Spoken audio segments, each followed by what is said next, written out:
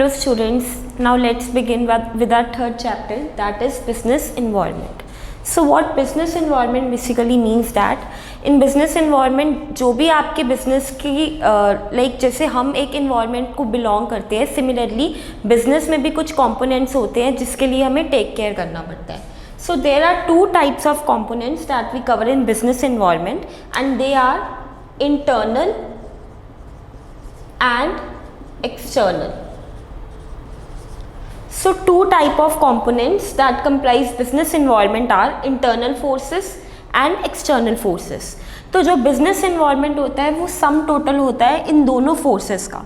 Internal forces कौन से होते हैं जो बिजनेस के कंट्रोल में होते हैं which we can control easily steps लेके, बट एक्सटर्नल फोर्सेस कौन से होते हैं वो they are unseen unexpected, like कोई भी चेंजेस आ जाते हैं जो out of the control of business होते हैं. दैट मीन्स इंटरनल फैक्टर्स को हम कंट्रोल कर सकते हैं as a businessman and external factors को हम कंट्रोल नहीं कर सकते, they are uncontrollable. So business environment is sum total of both these factors, internal and external. Internal factors की अगर हम एग्जांपल देखें तो लाइक सपोज जो हमारा कंपटीशन होता है, जो गवर्नमेंट है, गवर्नमेंट की कोई पॉलिसी चेंज हो रही है और कंपटीशन ने कोई स्ट्रैटेजीज रन की हैं and customers, employees, all these come under internal environment जो हमारी कंपनी को इंटरनली अफेक्ट करते हैं एंड जिसको कंपनी कंट्रोल कर सकती है. बट एक्सटर्नल इन्वायरमेंट में हमारे 5 डायमेंशंस आते हैं mainly. They are political, social, technological, legal environment. तो ये जो फैक्टर्स हैं ये कंट्रोलेबल नहीं होते हैं because these are unforeseen. Like technology में कोई चेंज आ गया और इकोनॉमिकल कोई चेंज आ गया, लाइक इंटरेस्ट रेट्स इंक्रीज हो गए हैं, तो इनके लिए ही हम अपनी सारी फोरकास्टिंग करते हैं. And there is one concept known as environment scanning.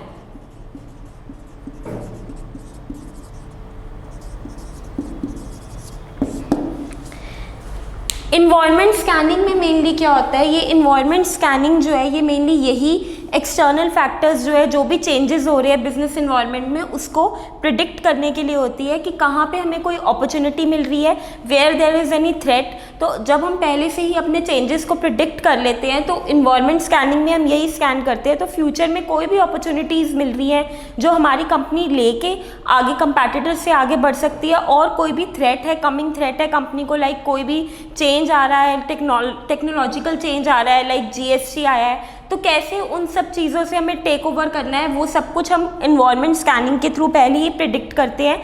कुछ चेंजेस ऐसा नहीं होता कि हमारी जो प्रिडिक्शन है वो बिल्कुल एक्यूरेट हो, बट ये हमें कहीं ना कहीं हेल्प करती है कि इससे हम अपनी फोरकास्टिंग कर सकें एंड प्लानिंग कर सकें ताकि फ्यूचर में जो भी अनफोर्सिन चेंजेस आ रहे हैं उनके लिए हम प्रिपेयर्ड रहें. So there are some features of business environment कि इसका नेचर कैसा होता है. सबसे firstly it is totality of external forces. Totality of external forces means कि इसमें जितने भी सम टोटल हमारे एक्सटर्नल फोर्सेस आ रहे हैं, कंट्रोलेबल और अनकंट्रोलेबल, वो सारों का ये टोटल होता है कि जो भी बिजनेस इन्वायरमेंट हमारे बिजनेस को इफेक्ट कर रहा है वो सारे फोर्सेस को हम कंसिडर करते हैं, like government, customers, employees, share holders and हमारे जो एक्सटर्नल फोर्सेस होते हैं like political, technological, social, economical, environment etcetera.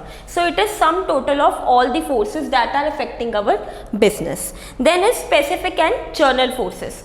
Specific forces जो स्पेसिफिक मैनर डायरेक्टली हमारे बिजनेस को अफेक्ट करते हैं. The forces that are affecting our business directly. तो डायरेक्टली जो फोर्सेस अफेक्ट करते हैं, लाइक सपोज अगर कस्टमर्स को कोई कंप्लेंट है और कंपैटिटर ने कुछ चेंज किया है और एम्प्लॉयज़ कोई ग्रीवियंस है एम्प्लॉयज़ की, तो वो हमारे बिजनेस को डायरेक्टली अफेक्ट करेगा एंड उसको हम कंट्रोल कर सकते हैं. कस्टमर्स को कन्विंस करने के लिए हम अपनी पॉलिसीज़ जो है वो मॉडिफाई कर सकते हैं, तो they are easily controllable. But जो हमारे जर्नल फोर्सेज है दैट आर नॉट स्पेसिफिक, लेकिन वो हमारे बिजनेस को इनडायरेक्टली अफेक्ट करते हैं. फॉर एग्जाम्पल GST, गवर्नमेंट की पॉलिसी जो आई है, एज अ पॉलिटिकल पार्टी ने जो ये GST लॉन्च किया है, तो इससे बिजनेसेस को डेफिनेटली इनडायरेक्टली बहुत ज़्यादा अफेक्ट हुआ है. जो भी मैन्युफैक्चरिंग बिजनेस हैं, देन जितने भी रियल एस्टेट बिजनेस है वहाँ पे अफेक्ट हुआ है इनडायरेक्टली. सो ये कुछ फैक्टर्स हैं जिनको हम कंट्रोल नहीं कर सकते हैं. GST पॉलिसी आई है, हम इसके लिए मेजर्स ले सकते हैं, but it is not controllable because ये गवर्नमेंट, ये एक्सटर्नल फोर्सेस की तरफ से ये पॉलिसी जो थी वो इम्प्लाई हुई थी. So that is why it includes specific and general forces. Then next is business environment involves interrelatedness. Interrelatedness का मीनिंग क्या होता है कि जितने भी बिजनेस एनवायरनमेंट में जो भी हमारे फैक्टर्स होते हैं, specially I am talking about external factors, they are interrelatable. Suppose आपका पॉलिटिकली कोई चेंज आ रहा है और इकोनॉमिकली कोई चेंज आ रहा है, तो वो आपके सोशल इन्वायरमेंट, सोशल जो इसका डायमेंशन है उसमें भी अफेक्ट करेगा। फॉर एग्जाम्पल अगर अब हम देखें तो लोगों की लाइफ एक्सपेक्टेंसी रेट जो है वो इंक्रीज हो गया, एंड हेल्थ प्रोडक्ट्स के लिए जो अवेयरनेस है कि आजकल सब लोग डाइट कॉन्शियस प्रोडक्ट्स के लिए ज़्यादा अवेयर हो रहे हैं, तो इससे क्या हो रहा है कि डिमांड कौन से प्रोडक्ट्स की बढ़ रही है, जो हेल्थ प्रोडक्ट्स हैं उनकी डिमांड बढ़ रही है, बिकॉज लोग हेल्थ अवेयरनेस के लिए जो है वो मोटिवेट हो रहे हैं, वो कंसिडर कर रहे हैं उसको। तो यहाँ पे सोशल इन्वायरमेंट और इकोनॉमिक इन्वायरमेंट दोनों का रोल आ रहा है। सोशल इन्वायरमेंट कैसे? Because there is awareness increasing for health, लोग जो हैं वो हेल्थ कॉन्शियस हो रहे हैं, एंड इकोनॉमिक्स में ये क्या करेगा, डिमांड बढ़ा देगा उन हेल्थ प्रोडक्ट्स के लिए। तो डिमांड बढ़ेगी तो उसका इफेक्ट कहीं ना कहीं प्राइस एंड सप्लाई उन फैक्टर्स पे भी होएगा। तो that is Y inter related, अगर एक में चेंज आएगा तो दूसरे में भी डेफिनेटली अपवर्ड्स डाउनवर्ड्स किसी भी टाइप का चेंज आ सकता है। सिमिलरली टेक्नोलॉजिकल इन्वायरमेंट की एग्जांपल है, कोई नई टेक्नोलॉजी आ रही है तो उसको अगर हम टेक केयर करके अपने प्रोडक्ट्स वगैरह पे इन्वेस्टमेंट कर रहे हैं तो हमारी कॉस्ट पे इम्पैक्ट करेगा। तो इकोनॉमिकल, टेक्नोलॉजिकल, ये फैक्टर्स जो हैं ये सब इंटर रिलेटेड होते हैं। एक में कोई भी इफेक्ट होता है तो उसका रिजल्ट हमें दूसरे में भी देखने को मिलता है definitely. Then is next is business environment is dynamic. Dynamic means it keeps on changing. जैसे आपका इन्वायरमेंट कांस्टेंट नहीं रहता है। सपोज अगर पहले कुछ पॉलिसी टैक्सेस की कोई और टैक्सेशन पॉलिसी चल रही थी, बट अब रिसेंटली जीएसटी पॉलिसी आ गई है, तो ये डायनामिक बिजनेस इन्वायरमेंट होता है, कांस्टेंट नहीं रहता। जैसे जैसे कंडीशंस बदल रही हैं उसके अकॉर्डिंग चेंजेस आते रहते हैं। एज वी हैव सीन कि अभी जो रिसेंट पेंडेमिक चल रहा है तो उसके अकॉर्डिंग हमारा बिजनेस एनवायरनमेंट अब चेंज हो गया। जो सिनेरियो था बिजनेस को करने का वो डिफरेंटली चेंज हो गया। ऑफलाइन मोड से आजकल सब ऑनलाइन मोड में आ गए हुए हैं। सो इट इज़ डायनामिक, ये कांस्टेंट नहीं होता है जो बिजनेस का इन्वायरमेंट, जो उसकी सराउंडिंग्स है, जो फैक्टर्स हैं। Then next is uncertainty. Definitely business environment involves a huge amount of uncertainty because we can't predict कि फ्यूचर में क्या होने लगा है। तो इन्वायरमेंट बहुत ज़्यादा अनसर्टेन होता है। लाइक अगर हम आउटर अपने इन्वायरमेंट की बात करें तो वी कांट प्रिडिक्ट कि कैसा वेदर होगा, कैसा क्या होएगा। सिमिलरली बिजनेस इन्वायरमेंट में भी ये कोविड को किसी ने भी एक्सपेक्ट नहीं किया था, तो इसके बाद कैसे इसके चेंजेस होंगे ये सब कुछ बहुत ही ज़्यादा अनसर्टेन था। तो बिजनेस के अराउंड जो भी इन्वॉल्व करता है that is very uncertain, but हम प्रिडिक्शंस कर सकते हैं एंड कुछ मेजर्स ले सकते हैं beforehand to cover these things. Then next is complexity. जो बिजनेस एनवायरनमेंट होता है ये बहुत ज़्यादा कम्प्लेक्स है, इसीलिए बिकॉज हमने अभी डिस्कस किया कि इसमें कुछ फोर्सेस है लाइक कस्टमर्स, इंस्टीट्यूशंस, एंड कुछ फोर्सेस, एक्सटर्नल फोर्सेस है like political, technological.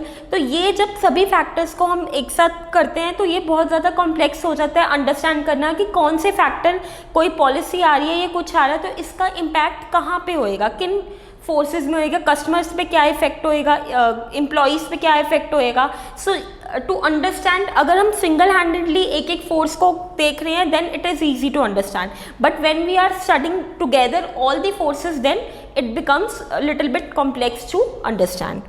Then next and last feature is relativity. Relativity का मीनिंग क्या होता है कि ये बिजनेस इन्वायरमेंट कांस्टेंट हर जगह पे सिमिलर नहीं होता। सपोज एक कंट्री में एक चीज़ के लिए बहुत डिमांड है बट दूसरी कंट्री में उस चीज़ के लिए डिमांड नहीं होएगी। तो ये आपके बिजनेस पे डिपेंड करता है कि वो इन्वायरमेंट, जो चेंजेस हैं, वो फोर्सेस है, वो आपके लिए फेवरेबल है या अनफेवरेबल है। कोई एक चेंज किसी के लिए फेवरेबल होएगा तो उस सेकंड पर्सन के लिए वो अनफेवरेबल होएगा। सपोज अब now covid is going on, तो जो बिजनेसेस ऑलरेडी ऑनलाइन थे तो उनके लिए इन्वायरमेंट क्या हो गया, फेवरेबल, बट जो ऑफलाइन थे उनके लिए अनफेवरेबल हो गया, but still they can fight back and they can go for online mode. Similarly saris की अगर हम देखें तो डिमांड इंडिया में है बहुत, बट अगर हम फॉरेन कंट्रीज़ में देखें तो there is less demand. So this is relative, that means different for different businesses, environment is different. So these were the features, some of the features of business environment. Now next we will cover importance of business environment. Importance में mainly हम क्या discuss करेंगे कि ये business environment को study करना important क्यों होता है, क्यों हम इसको फोरकास्टिंग, प्रिडिक्शन ये सब क्यों करते हैं, इसके बेनिफिट्स क्या आएंगे। First benefit will be first mover advantage, और it will enable you to leverage the opportunities first. जो भी अपॉर्चुनिटीज़ हमें इन्वायरमेंट से मिल रही हैं, सराउंडिंग से मिल रही हैं, वो हम सबसे फर्स्ट उनको टेक ओवर कर सकते हैं।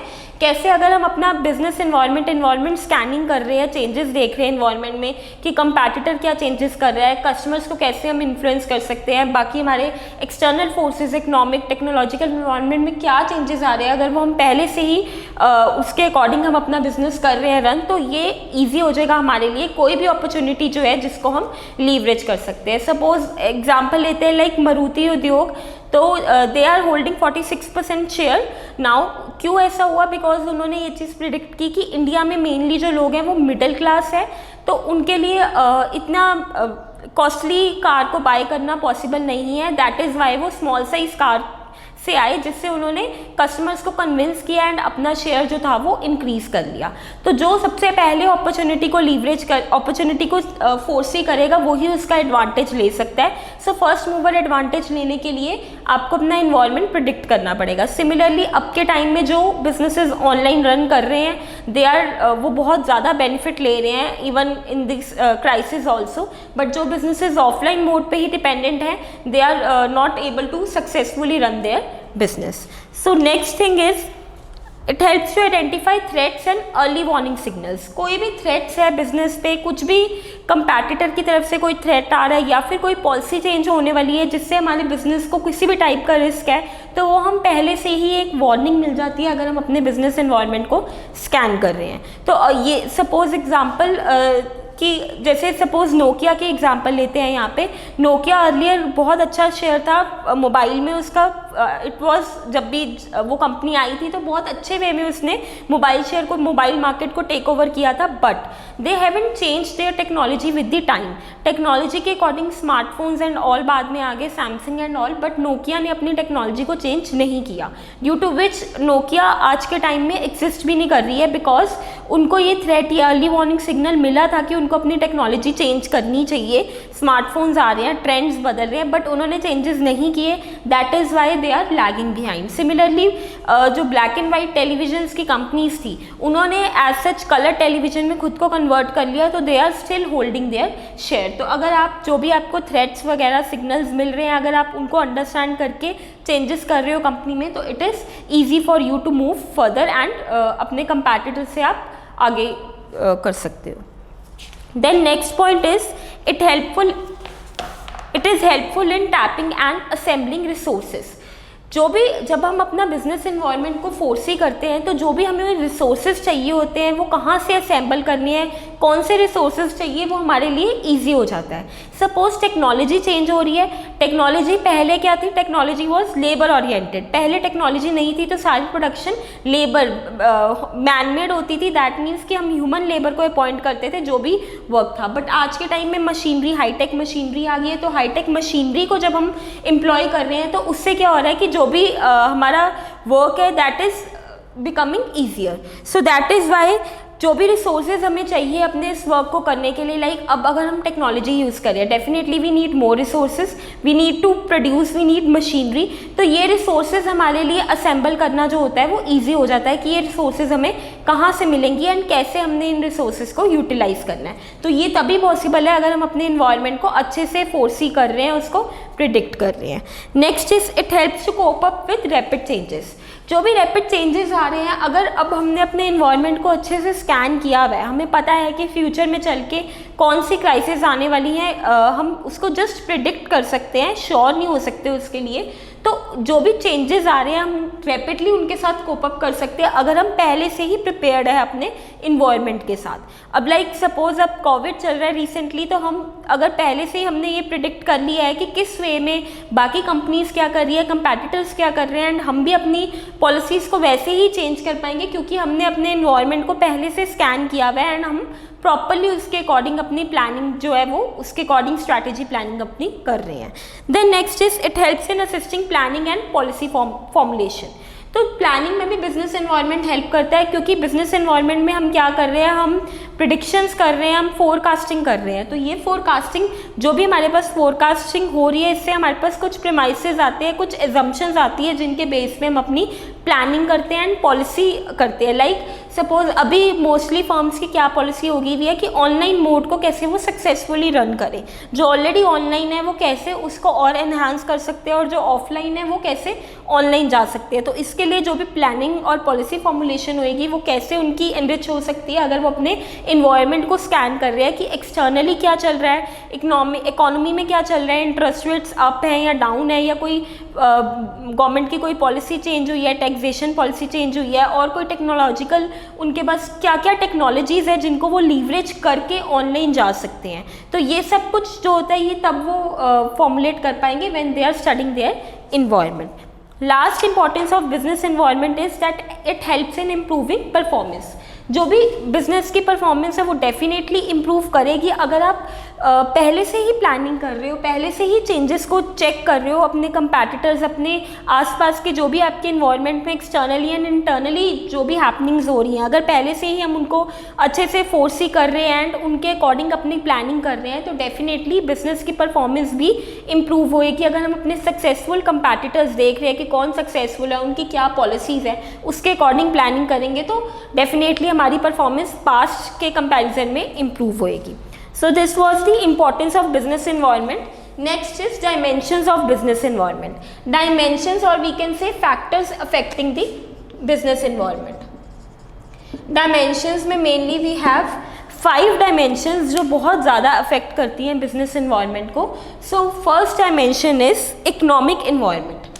Dimensions or types, category of business environment और factors affecting the business environment, किसी भी वे में ये क्वेश्चन आ सकता है। So first is economic environment. Economic environment में मेनली वी कंसिडर कि जो भी हमारी ग्रॉस डोमेस्टिक प्रोडक्ट है, नेशनल इनकम है, इंटरेस्ट रेट्स हैं, जो भी ऐसे फैक्टर्स हैं जो इकोनॉमी लेवल पे चेंज हो रहे हैं, उनको उन फैक्टर्स को हम कंसिडर करते हैं इकोनॉमिक इन्वायरमेंट में। Suppose for example economic environment जो है, ये इकोनॉमिक फैक्टर्स है, ये बिजनेस को किस वे में अफेक्ट करेंगे। अगर इफ़ यू टॉक अबाउट कि कोई कंपनी है जिनका मेनली कि कार्स का बिज़नेस है या कोई भी ऑटोमोबाइल का बिज़नेस है, तो जो इंडिया में मेनली क्लास है वो व्हाट दे प्रेफर कि वो इंस्टॉलमेंट्स पे लेना प्रेफर करते हो और लोन लेके प्रेफर करते हैं। इतनी ह्यूज अमाउंट ऑफ इन्वेस्टमेंट वो एक टाइम में नहीं दे सकते। तो अगर सपोज गवर्नमेंट बैंक पॉलिसी के अकॉर्डिंग इंटरेस्ट रेट्स जो है वो डिक्रीज़ हो जाते हैं, अगर इंटरेस्ट रेट जो है वो डाउन जा रहे हैं, वो डिक्रीज़ हो रहे हैं, तो इससे क्या होएगा कि लोग ज़्यादा से ज़्यादा लोन लेना प्रेफर करेंगे एंड इंस्टॉलमेंट्स में चीज़ें लेना प्रेफर करेंगे। तो जो भी ऑटोमोबाइल कंपनीज़ हैं, रियल एस्टेट कंपनीज़ हैं, उनको बेनिफिट होएगा इस चीज़ से। सिमिलरली ऑन कंट्रास्ट अगर इंटरेस्ट रेट्स अप हो जाते हैं तो इससे क्या होएगा, लोग लोन लेना कम प्रेफर करेंगे एंड लोगों की जो इन्वेस्टमेंट है, ये ऐसी कमोडिटीज़ में जो ह्यूज इन्वेस्टमेंट रिक्वायरमेंट है जिनकी, तो वो वहाँ पे लोग कम इन्वेस्ट करेंगे, तो उन कंपनीज़ को कहीं ना कहीं उस चीज़ से अफेक्ट होगा, बिकॉज उनकी डिमांड जो है वो डाउन चले जाएगी। तो जो भी इकोनॉमी में लोगों की अगर नेशनल इनकम बढ़ रही है तो उससे इनकम बढ़ेगी तो डेफिनेटली उनका जो परचेज कंजम्पशन लेवल है वो भी बढ़ जाएगा। तो डेफिनेटली ये कुछ फैक्टर्स है जो कि बिजनेस को पॉजिटिवली और नेगेटिवली अफेक्ट कर सकते हैं, इकोनॉमिक इन्वायरमेंट के factors. Second factor is social environment.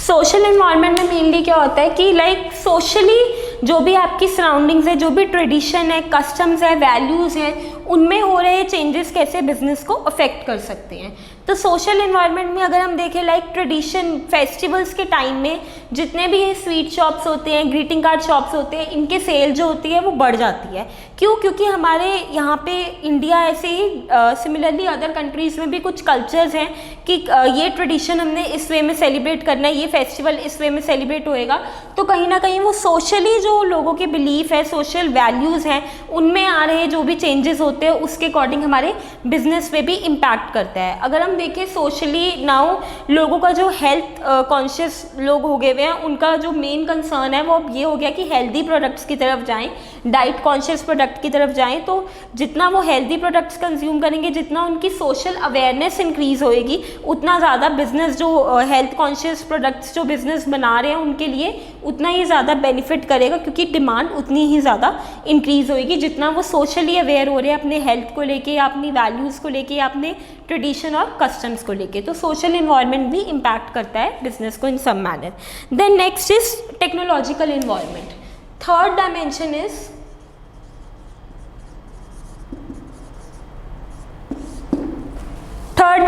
Is technological environment. Technological environment में मेनली क्या होता है कि अगर हमारी जो भी टेक्नोलॉजी है वो चेंज हो रही है। अब technology is never constant. Firstly जब हमने स्टार्ट किया तो एक सिंपल टेलीफोन था जिसको यूज़ करते थे, लैंडलाइन को। Then slowly and slowly cordless phone आया, देन मोबाइल फ़ोन आया, देन स्मार्टफोन आया। तो टेक्नोलॉजी जो है वो कंटिन्यूसली अपग्रेड हो रही है, एक लेवल पे हम स्टे नहीं कर रहे हैं, टेक्नोलॉजी स्टेबल नहीं है। तो हमें it is very important for us कि रीसेंट टेक्नोलॉजी क्या चल रही है, रीसेंट ट्रेंड्स क्या चल रहे हैं, कौन सी मशीनरीज है जो यूज़ हो रही है, सिमिलर हमारे कंपैटिटर्स जो है वो यूज़ कर रहे हैं या डिफरेंट कंट्रीज़ यूज़ कर रही है, तो उसके अकॉर्डिंग हमें भी अपग्रेड करना पड़ता है हमारे बिजनेस को। वही फॉर एग्जांपल नोकिया की ही बात करेंगे कि नोकिया ने अपनी टेक्नोलॉजी को अपग्रेड नहीं किया, स्मार्टफोन्स में नहीं खुद को चेंज किया, so that is why now they are not holding any share in the mobile market. So the thing is कि टेक्नोलॉजी जो भी चेंज हो रही है उसके अकॉर्डिंग हमें अपग्रेड करना पड़ेगा। सपोज अब जो भी ये सारा ऑनलाइन मोड वर्क हो रहा है, ऑनलाइन चैनल्स के थ्रू सारा वर्क हो रहा है, video sharings and all, teaching institutes है या फिर हम कोई और आईटी कंपनीज को देखें, सब ऑनलाइन मोड में ऑपरेट कर रही है। तो technologically it is very important कि हम भी जो ऑफलाइन बिजनेस है उनके पास भी अपॉर्चुनिटीज़ होती है कि they can go for online mode. तो ये सब कुछ तो ही पॉसिबल होएगा अगर हम अपने इन्वायरमेंट को अच्छे से स्टडी कर रहे हैं कि रिसेंटली कौन सी टेक्नोलॉजी चल रही है। तो जो भी टेक्नोलॉजिकल चेंजेस होते हैं उनके अकॉर्डिंग हमें भी खुद को चेंज करना है, बिजनेस को चेंज करना है, ताकि हम अपने कंपैटिटर्स से अच्छा परफॉर्म कर सकें एंड जो हमारा कस्टमर है वो हमारे साथ उसको रिटेन कर सकें हम। Next fourth type of environment is political.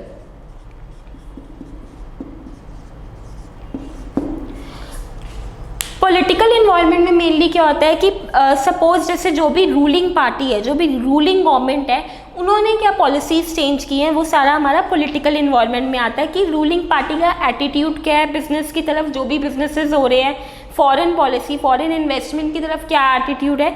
For example सबसे पहले 1991 में पॉलिसी आई थी, न्यू इकोनॉमिक पॉलिसी, जिसको हम बोलते थे liberalization, privatization and globalization, LPG policy.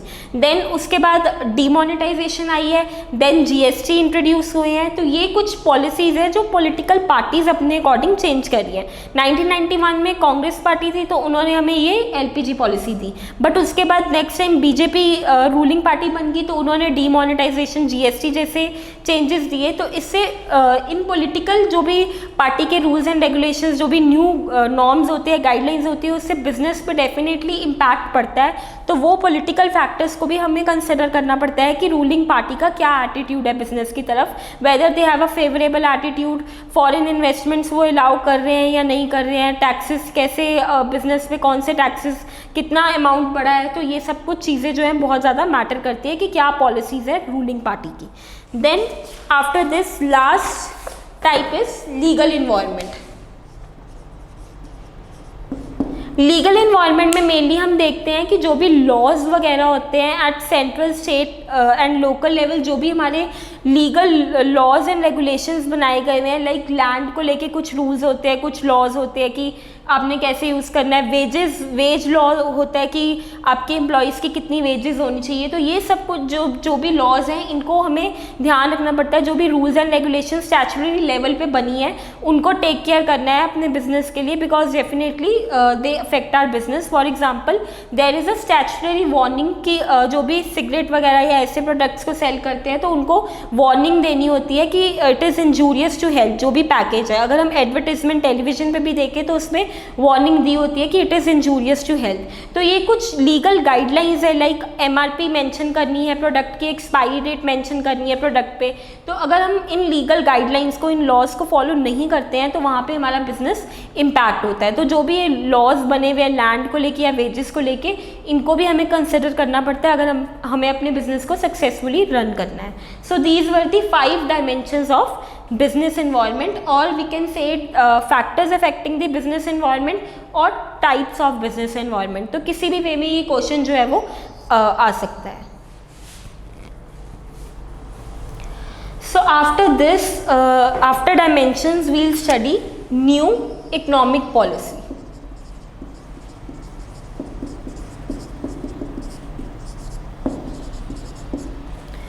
New economic policy, ये न्यू इकोनॉमिक पॉलिसी जो थी ये 1991 में आई थी।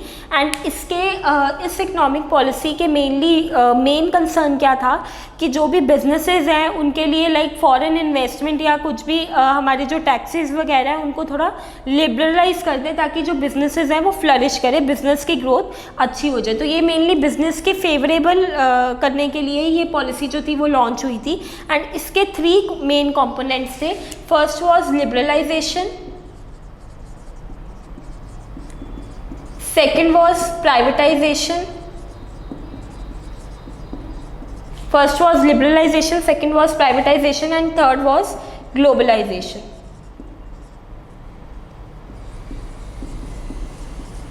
So ये 3 components थे, liberalization, privatization and globalization. Liberalization में मेनली क्या था? Liberalization means liberal, freedom. उनको जो भी टैक्सेस वगैरह थे, जो भी रिस्ट्रिक्शंस वगैरह थी बिजनेसेस पे, जो कि लाइक पब्लिक सेक्टर का इतना शेयर होएगा, प्राइवेट सेक्टर्स को हम अलाउ नहीं कर रहे थे, टैक्सेस वगैरह बहुत ज़्यादा इम्पोज कर रहे थे। तो वो जो भी कोटा वगैरह था किसी पर्टिकुलर इंडस्ट्रीज़ का, वो सब कुछ लिबरलाइज कर दिया, ईजी कर दिया, बिजनेसेस को काफ़ी फ्रीडम दे दी कि वो अपने मेजर डिसीजंस जो है वो खुद ले सके, गवर्नमेंट की उनको इतनी परमिशन की रिक्वायरमेंट ना हो एक्सट्रीम केसेस के अलावा। तो वो लिबरलाइजेशन मीन्स कि टैक्सेस वगैरह को लिबरल कर दिया था। तो इसमें कुछ मेजर चेंजेस जो थे लिबरलाइजेशन में, दे वर एबॉलिशिंग ऑफ लाइसेंसिंग रिक्वायरमेंट्स। कि पहले क्या होता था, बिजनेसेस को रन करने के लिए लाइसेंस की नीड होती थी, बट काफ़ी एक्सेप्ट कुछ इंडस्ट्रीज़ को छोड़ के ऑलमोस्ट सभी इंडस्ट्रीज़ में जो भी लाइसेंस की रिक्वायरमेंट थी, एबॉलिश उसको ख़त्म कर दिया गया। Then there is no restriction on expansion और कॉन्ट्रैक्शन ऑफ बिजनेस एक्टिविटीज़। किसी को अपना बिजनेस एक्सपैंड करना है, कोई शर्ट्स में डील कर रहा था पहले, अब उसको किसी और कैटेगरी में भी एक्सपैंड करना है, तो उसके लिए पहले रिक्वायरमेंट थी कि परमिशन लेनी पड़ती थी, बट अब there is no requirement to take the permission after this new economic policy that is launched in 1991। Then there is freedom. Freedom किस चीज़ की मिल गई कि प्राइजेस जो फिक्स करनी है गुड्स एंड सर्विसेज के, वो खुद फिक्स कर सकते हैं, एक्सेप्ट इन सम केसेस। अभी भी गवर्नमेंट कुछ केसेस में MRP वगैरह फिक्स करती है, लाइक मेडिसिन और अदर केसेस में, बट मेनली जितनी भी इंडस्ट्रीज थी उन सबको फ्रीडम मिल गई कि वो अपने गुड्स एंड सर्विसेज के प्राइजेस जो हैं वो खुद फिक्स कर सकते हैं। Then there was removal of restrictions on movement of goods and services. कोई भी गुड्स एंड सर्विसेज जो मूव हो रही थी एक कंट्री से दूसरी कंट्री में या एक स्टेट से दूसरी स्टेट में, तो उन पे पहले रिस्ट्रिक्शन इम्पोज की जाती थी, इंक्वायरी होती थी बहुत ज़्यादा, बट अब वो चीज़ लिबरलाइज्ड हो गई है, उन पे अब इतनी इंक्वायरी एंड ऑल नहीं होता है, एंड वो ईजी हो गया है थिंग्स को मूव करना। Then reduction in taxes. जो भी टैक्सेस वगैरह थे पहले, वो डायरेक्ट और इनडायरेक्ट टैक्सेस बहुत ज़्यादा इम्पोज किए जाते थे बिजनेस पे, but now they have been reduced, कि वो अब एक लिमिटेड एक्सटेंट पे ही इम्प्लाई किए जाते हैं। Simplifying procedures for imports and exports. Imports and exports का पहले बहुत ज़्यादा कॉम्प्लेक्स प्रोसीजर होता था, तो that is why no one was favouring कि कुछ इम्पोर्ट करवाएं किसी और कंट्री से या किसी और कंट्री में कुछ सेल करें, एक्सपोर्ट करें। बट ये प्रोसीजर को सिंपल कर दिया गया जो कि कॉम्प्लेक्स था, तो उसके बाद ईजी हो गया इसको रन करना। Then making it easy to attract foreign capital and technology in India. पहले फॉरेन इन्वेस्टमेंट पे बहुत ज़्यादा रूल्स एंड रेगुलेशंस होते थे, फॉरेन टेक्नोलॉजी को अडॉप्ट करने के लिए बहुत परमिशन लेनी पड़ती थी, कुछ भी इंपोर्ट करवाना होता था, बट अब इजी हो गया। अब मेन कंसर्न क्या था इस पॉलिसी का कि कैसे हम फॉरेन इन्वेस्टमेंट को अपनी कंपनी में अपनी कंट्री में इंक्रीज़ करें, एंड कैसे जो भी उनकी टेक्नोलॉजीज़ वगैरह हैं जो वो यूज़ कर रहे हैं, कैसे उनको यूज़ करके हम अपने मैन्युफैक्चरिंग एक्टिविटीज़ को इंक्रीज़ करें, ताकि हमारी कंट्री की भी ग्रोथ जो है बिजनेसेस की वो फ्लरिश करे, बूस्ट करे। This was all about liberalization. Then privatization. Privatization में मेनली हमने क्या किया कि जो भी स्टेक पब्लिक सेक्टर के पास था वो डाइल्यूट करके हमने किसको दे दिया, प्राइवेट सेक्टर्स को। मेनली जितनी भी इंडस्ट्रीज थी पहले public sector that means government के अंडर आती थी, बट प्राइवेटाइजेशन के अंडर हमने क्या किया, प्राइवेट सेक्टर्स को पार्टिसिपेट करने दिया। इसके पीछे कई रीजंस थे। Public sectors were not performing in a good manner because they know कि they don't have any competition, private sector से उनको कोई भी कॉम्पिटिशन नहीं मिल रहा था। दैट इज़ वाई वो बहुत ज़्यादा लेजीनेस दिखा रहे थे एंड कुछ भी न्यू टेक्नोलॉजीज, न्यू वेराइटीज़ जो थे वो जनरेट नहीं कर रहे थे। सेकेंड रीज़न ये भी था कि उनको गवर्नमेंट का सपोर्ट मिल रहा था, तो कोई भी लॉसेज वगैरह होते थे उनको कोई उससे इम्पैक्ट नहीं पड़ता था। They can easily recover because government उनको बजटरी सपोर्ट दे रहा था। तो ये कुछ रीजंस के कारण गवर्नमेंट ने डिसाइड किया कि प्राइवेट सेक्टर को भी स्टेक देना चाहिए। पब्लिक सेक्टर से अपना स्टेक लेके प्राइवेट सेक्टर को उन्होंने अलाउ किया ताकि कंपटीशन आए कुछ, इससे पब्लिक सेक्टर बेटर परफॉर्म करेगा एंड जो भी पब्लिक सेक्टर में लॉसेस इनकर हो रहे थे वो लॉसेस से गवर्नमेंट निकल के कुछ अच्छा अर्न करना चाहती थी। तो दैट इज़ वाई उन्होंने प्राइवेट सेक्टर्स को अलाउ किया कि वो अच्छा कंपटीशन दे पब्लिक सेक्टर को। इसमें कुछ पॉलिसी चेंजेस हुए थे like disinvestment of public sector. जो भी गवर्नमेंट सेक्टर के शेयर्स थे पब्लिक सेक्टर में वो गवर्नमेंट ने ट्रांसफ़र कर दिया प्राइवेट सेक्टर को, तो उन्होंने अपने पब्लिक सेक्टर से अपने शेयर्स जो थे वो डिसइन्वेस्टमेंट कर दी उनकी। Then next thing was setting up board of industrial and financial reconstruction. We can call it board of industrial and financial reconstruction, BIFR। इसकी फुल फॉर्म भी आ सकती है 1 मार्क्स में। What is the full form of BIFR? So it was mainly board of industrial financial and reconstruction. तो इसमें mainly क्या था कि जो भी 6 यूनिट्स थे पब्लिक सेक्टर के अंदर, 6 यूनिट्स मीन्स कि जो रन तो कर रहे हैं लेकिन कुछ भी प्रॉफिट नहीं दे रहे हैं, लॉसेज में जो कि जा रहे हैं, तो उन 6 यूनिट्स जहाँ पे जिनको रिकवर किया जाता था उनके लिए बोर्ड बना था कि उनको फाइनेंशियली वे में हेल्प करके उनको रिकन्स्ट्रक्ट करने के लिए जो भी 6 यूनिट्स थे पब्लिक सेक्टर के अंदर, तो उसके लिए एक बोर्ड गवर्नमेंट ने रन करवाया था। Then next thing is dilution of stake of government in public sectors. तो जो भी पहले ये था कि जो भी पब्लिक सेक्टर्स थे उनमें 51% शेयर जो होते थे वो गवर्नमेंट के होते थे, बट अब गवर्नमेंट ने वो जो अपना स्टेक था उसको डाइल्यूट कर दिया एंड प्राइवेट सेक्टर्स को भी अलाउ कर दिया कि वो अपनी इन्वेस्टमेंट्स जो हैं वो कर सके। तो ये कुछ मेजर्स थी जो प्राइवेटाइजेशन में ली गई थी। Then third is globalization. Globalization में हमारा मेन एम क्या था, अपनी इकोनॉमी को पूरी वर्ल्ड ग्लोबली एक इकोनॉमी बनाना। सभी इकोनॉमीज जब सभी कंट्रीज इंटीग्रेट करती है तो इंटीग्रेशन ऑफ इकोनॉमीज की एक हमारे पास सिंगल हैंड एक ग्लोबल इकोनॉमी आ जाए। इसमें मेनली हमने क्या किया, जो भी इंपोर्ट एक्सपोर्ट थे, फॉरेन कैपिटल थी, वो सब कुछ गवर्नमेंट ने वो ईजी कर दिया कि ताकि सभी कंट्रीज़ के साथ हम अपनी जो है वो एनरिच करें, सब एक ग्लोबल प्लेटफॉर्म मिल जाए जहाँ पे जो बिज़नेस है, ट्रेड है, वो ईजी हो जाए हमारा रन करना। तो इसमें कुछ मेजर्स हमने लिए थे, लाइसेंसिंग ऑफ इंपोर्ट्स। जो भी रेगुलेशंस इंपोर्ट्स पे जो भी लाइसेंस वगैरह रखते थे वो हमने थोड़े इजी कर दिए थे, लिबरल कर दिए थे। Then tariff restrictions. Tariff means कि जब भी कोई इंपोर्ट करना है आपने तो आपको टैरिफ कुछ पे करना पड़ता था, एक्स्ट्रा अमाउंट, तो वो सब कुछ भी जो था वो रेगुलेशंस जो थी वो फ्री कर दी गई थी, लिबरल कर दिया गया था। एंड क्वान्टिटेटिव रिस्ट्रिक्शंस, कुछ और अगर किसी भी टाइप की रिस्ट्रिक्शंस थी तो वो सब रिस्ट्रिक्शंस जो थी वो ख़त्म कर दी, ताकि जो हमारी एक ग्लोबल प्लेटफॉर्म है, एक वो फॉरेन जो भी इंपोर्ट हो रहा है या एक्सपोर्ट हो रहा है वो सब कुछ ईजी वे में चले कि एक ग्लोबल इकोनॉमी जो है वो जनरेट हो जाए। तो तो ये न्यू इंडस्ट्रियल पॉलिसी जो भी थी इसमें कुछ मेन क्रक्स जो था, मेन चेंजेस क्या क्या हुए थे इसके, वो थे सबसे पहले डी लाइसेंसिंग। सिर्फ ओनली 6 इंडस्ट्रीज़ को लाइसेंस की रिक्वायरमेंट थी। They were liquor, cigarette, defence, industrial explosive, drugs and hazardous chemical. इन इंडस्ट्रीज़ के अलावा और कोई भी इंडस्ट्री जो थी उनको लाइसेंस की रिक्वायरमेंट नहीं थी। सिर्फ इन्हीं 6 इंडस्ट्रीज़ को लाइसेंस जो था वो गवर्नमेंट से लेना पड़ता था before starting their business. Then next इस इंडस्ट्रियल पॉलिसी का नेक्स्ट फीचर, नेक्स्ट क्या इसमें चेंज हुआ था, entry to private sector. Private sector की एंट्री जो कि पहले रिस्ट्रिक्टेड थी वो अब इंक्रीज़ हो गई है, प्राइवेट सेक्टर को भी स्टेक मिल गया ताकि वो भी पार्टिसिपेट कर सके।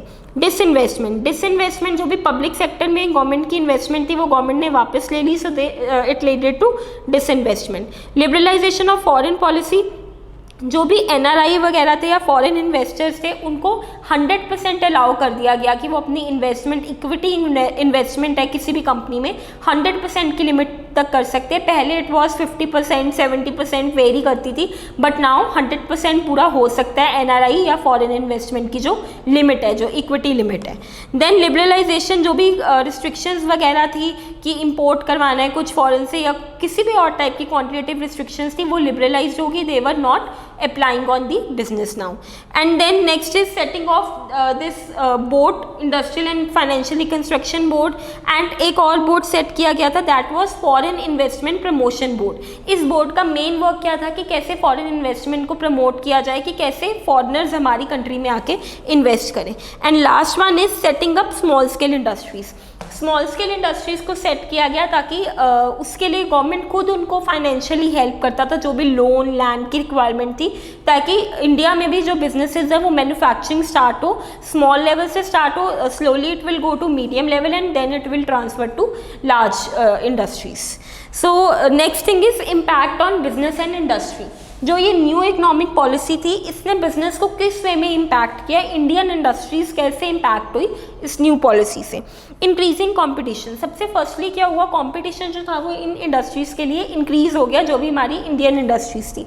Earlier there was no competition from foreign countries, तो ईजी था यहाँ के मैन्युफैक्चरर्स बिजनेसमैन के लिए अपने बिजनेस को रन करना। बट जैसे ही कंपटीशन आया फॉरेन कंट्रीज से, फॉरेन कंपनी से, तो उनके लिए डिफ़िकल्ट हो गया कि वो जो भी टेक्नोलॉजीज़ थी वो उनके जितनी हाई टेक्नोलॉजीज़ को यूज़ नहीं कर पा रहे थे, तो that is why they were affected due to this reason. Then more demanding customers जो थे, कस्टमर्स व्हाट दे नीड कि डिफरेंट वेराइटी उनको मिले, अच्छा स्टफ़, अच्छी क्वालिटी मिले। तो वो जो अच्छी क्वालिटी थी वो डेफिनेटली जो मशीन मेड प्रोडक्ट्स होते हैं उनकी क्वालिटी ज़्यादा अच्छी होती है, तो दे वर प्रेफरिंग फॉरेन प्रोडक्ट्स। तो इसके कारण जो इंडियन प्रोडक्ट्स थे उनकी डिमांड जो थी वो डिक्रीज़ होगी, बिकॉज कस्टमर और ज़्यादा अवेयर हो रहा था, उनको वेराइटी मिल रही थी प्रोडक्ट्स में। Then rapidly changing technological environment, technology जो थी वो भी चेंज हो रही थी। पहले इंडिया में मेन क्या था, लेबर ओरिएंटेड टेक्नोलॉजी थी, बट फॉरेन कंट्रीज़ में मशीन ओरिएंटेड टेक्नोलॉजी थी। तो वो टेक्नोलॉजी को भी चेंज करना उनको डिफ़िकल्ट लग रहा था, because they were dependent on human, not on machine made things. Then is necessity for change.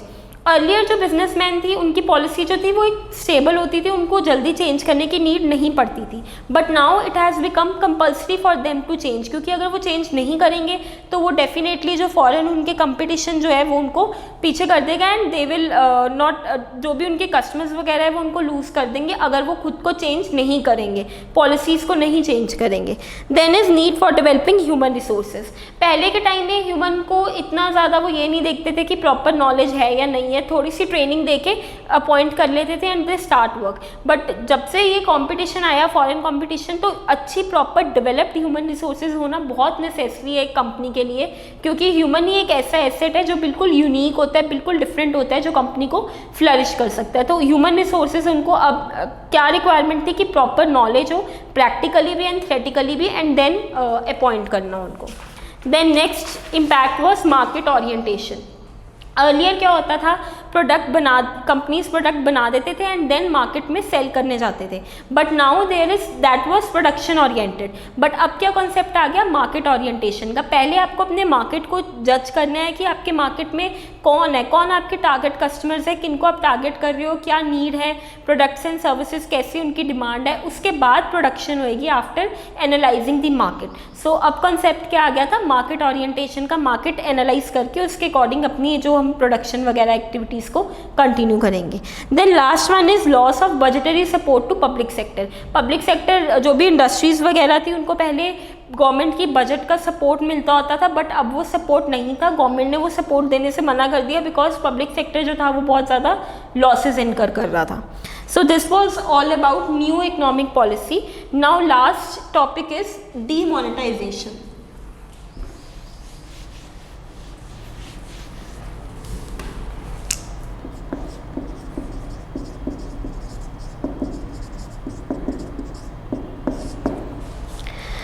Demonetization was launched on November 8, 2016 by our prime minister Narendra Modi. तो जब ये बीजेपी पार्टी आई, ये डीमोनेटाइजेशन का मेन मीनिंग क्या होता है कि कि जो भी करेंसी वगैरह होती है वो लीगल टेंडर तभी बनती है। लीगल टेंडर मीन्स उसकी एक्सचेंज वैल्यू जो होती है वो तभी होती है अगर गवर्नमेंट उसको इतनी अथॉरिटी दे रहा है, एक्सचेंज वैल्यू दे रहा है। Otherwise it's just a piece of paper, चाहे वो 500 का नोट हो, 1000 का हो और 2000 का हो, वो करेंसी जो है वो तभी एक लीगल टेंडर बनती है जब उसकी एक्सचेंज वैल्यू जनरेट होएगी एंड गवर्नमेंट उसको अथॉरिटी दे रहा है, अदरवाइज वो एक पीस ऑफ पेपर है। तो डीमोनेटाइजेशन का मेन मीनिंग क्या था कि जब ये एक्सचेंज वैल्यू गवर्नमेंट विड्रॉ कर ले, लीगल टेंडर का जो स्टेटस मिलता है किसी करेंसी को, जब गवर्नमेंट वो विड्रॉ कर ले तो that is known as demonetization. तो डीमोनेटाइजेशन के टाइम पे मेनली क्या हुआ था, जो भी लार्ज करेंसी नोट्स थे लाइक 500 एंड 1000 के जो भी नोट थे वो जो थे वो डीमोनेटाइज कर दिए, गवर्नमेंट ने उनको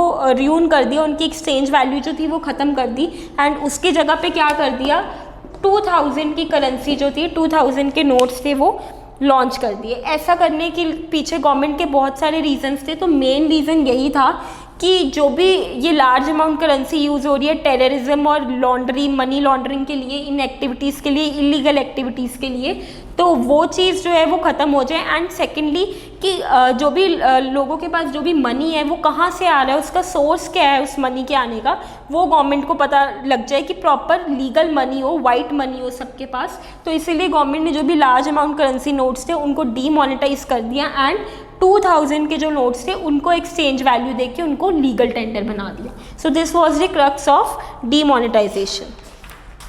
फीचर्स ऑफ डीमोनेटाइजेशन और बेनिफिट्स क्या थे डीमोनेटाइजेशन के, ये डीमोनेटाइजेशन क्यों की गई थी गवर्नमेंट की तरफ से। सबसे पहले it helped in elimination of black money.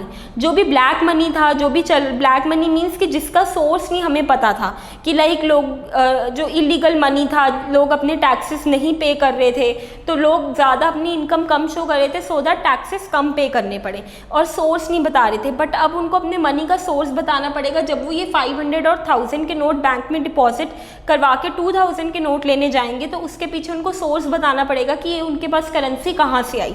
तो सोर्स, जब भी हमें मनी का सोर्स पता चल जाएगा तो वो मनी हमें पता चल जाएगा कि ये ब्लैक मनी था, लाइक गवर्नमेंट से हाइड करके अर्न किया गया और इट वाज वाइट मनी।